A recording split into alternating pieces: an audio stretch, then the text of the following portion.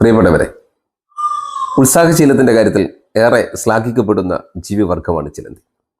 ഒരുപാട് സമയമെടുത്തുകൊണ്ട് വളരെ ക്ഷമയോടെയാണ് ചിലന്തി വല കെട്ടുന്നത്.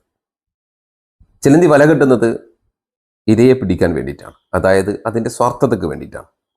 പക്ഷേ നിങ്ങൾ തേനീച്ചയെ ശ്രദ്ധിച്ചിട്ടുണ്ടോ? തേനീച്ച തേൻ ശേഖരിക്കുന്നതിൻ്റെ ഗുണം മറ്റ് ജീവിവർഗങ്ങൾക്കും മാനവ സമൂഹത്തിനും ലഭിക്കുന്നുണ്ട്. ആഹാര സമ്പാദനത്തിൽ ചിലന്തി സ്വാർത്ഥനായിരിക്കുന്നതും തേനീച്ച നിസ്വാർത്ഥമായിരിക്കുന്നതും അതിൻ്റെ വാസനാ ബലത്തിലാണ്. അതിൽ യാതൊരു വ്യതിയാനവും വരുത്താൻ കഴിയില്ല.